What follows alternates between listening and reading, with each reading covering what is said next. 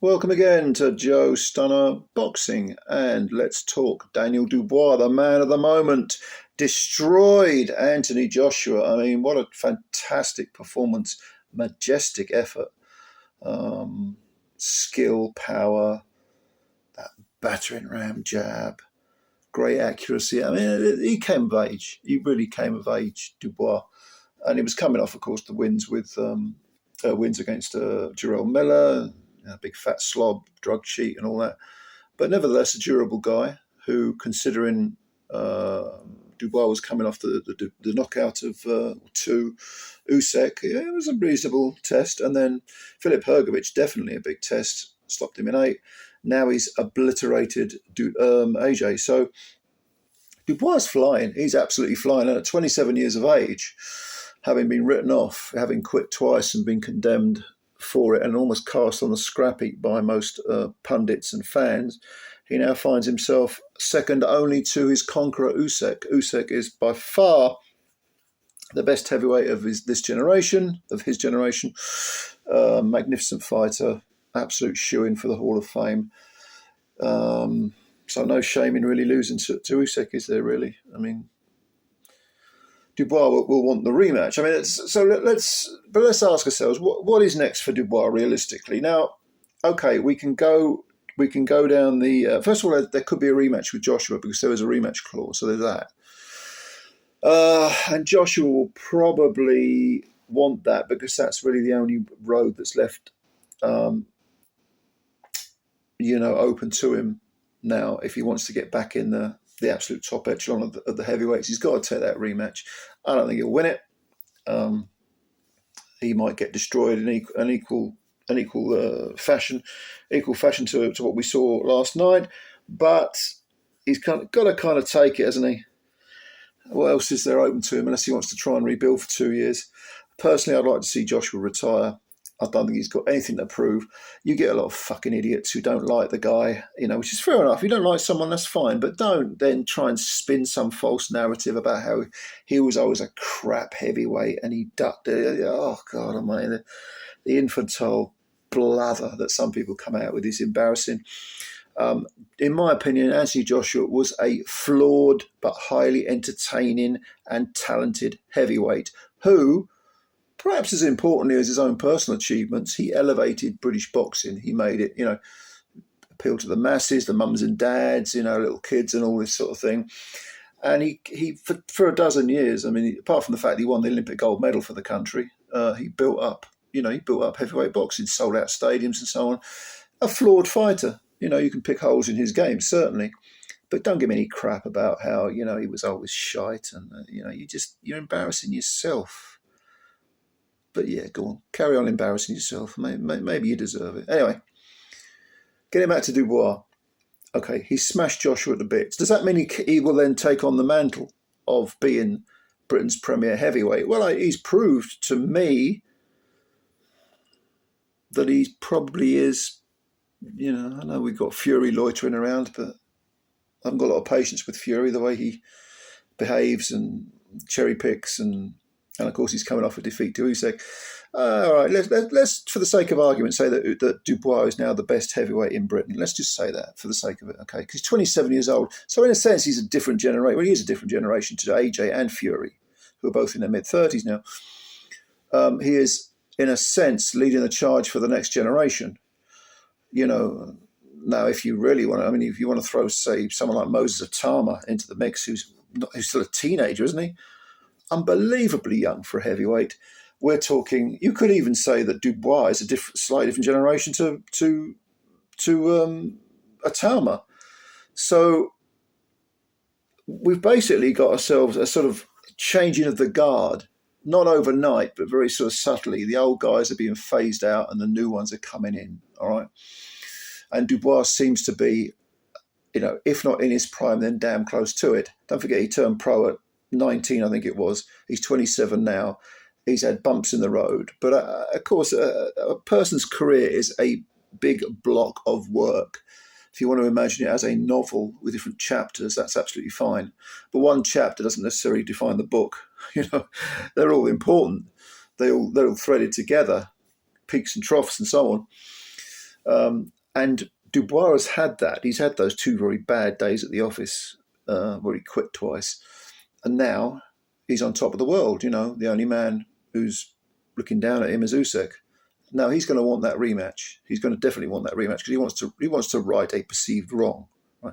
There's no money in taking on Joe Joyce, who's the other guy who beat Dubois. No point in that at all, because Joyce is extremely damaged goods, almost as bad as AJ, you might say. The rematch with AJ, maybe he'll be obliged contractually to take it. Failing that, who else do we have? Martin Bakolie. I think Martin Bakolie versus Daniel Dubois is an incredible fight. That would be a fantastic tear-up.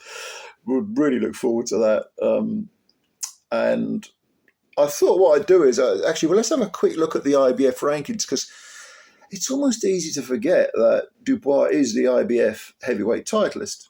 So if we look at the rankings, I mean, weird, I don't know how they work this out, but 1 and 2 are vacant. Or if you I looked down the rankings, it said not rated. Then you had Joshua at 3, who's just been smashed to bits. Ajit Kabayel is 4. Number 4 in the rankings. And Kabayel, extremely good, extremely talented, even now vastly underrated, but doesn't bring anything commercially to the table. So are we talking about Dubois versus Kabayel? Well, Dubois has got to do what the IBF tell him, or they'll strip him, because they're very strict with their mandatories. Kabayel is the next one in the pecking order, now that Joshua's gone. So it's feasible that at some point the IBF could promote him to mandatory contender and demand that Dubois face him. Bakolie, who's the guy I would really want to see, that would be an atom bomb of an explosion. DDD versus, Bakolie. Fucking hell. Yeah, I'd like to see that. He's at 5 anyway. 6 is Zhilei Zhang, who we know all about. Zhilei Zhang versus Dubois. That'd be a decent fight. But Zhang is 40, isn't he? He's turned 40 already. Frank Sanchez at 7 has been beaten already. Ajit Kabayel beat him, so Sanchez is still ranked at 7. F.A. Ajagba, when was the last time he fought? He's hanging around. He's at 8. Hrgovic is at 9, who Dubois has beaten. And Chisora, almost unfathomably, is still in the top 10. He's at number 10. So, does anyone want to see Dubois take on Chisora? Oh, no, it could be a fun fight, but come on, man, Chisora. If he was a car, he'd have 500,000 miles on the clock, wouldn't he? But I love Derek. Don't get me wrong, Derek's a warrior. No disrespect to Derek. But the next generation, Fabio Wardley is another one you'll probably throw in as this next generation, the generation after AJ and Fury and Usyk. And then you've got I don't know. No, I mean, I can't get past the thought of Daniel Dubois versus Martin Bakolie. I really want to see that fight. But he will probably go down the route of trying to hunt down Usyk. Let's say that Usyk beats Fury in the rematch. I think he will, but it's not a foregone conclusion. Fury is an enormous man with talent, so it is possible he could upset Usyk, but I would definitely make Usyk a red hot favourite. There's that. There is the rematch with Joshua. See, Frank Warren has said that he wants Dubois out before the end of the year for one more little run around. We're nearly in October now, so maybe a December gig. I don't know. Trying to think of other fighters who have I not mentioned. Difficult, isn't it? I mean, you got people like Andy Ruiz still floating around, but do we really want to see that? Not really, Jalalov's. I know he's highly ranked. I think it's the WBC. He's not in the IBF's rankings. I don't know why. It's difficult to know, really. I mean, let's just play devil's advocate and say that Fury beats Usyk in the rematch. Would they go for a third fight, a settler, or would they put Dubois and Fury together? I mean, I think what might happen is Fury, if he gets beaten by Usyk, they'll chuck him in with Joshua.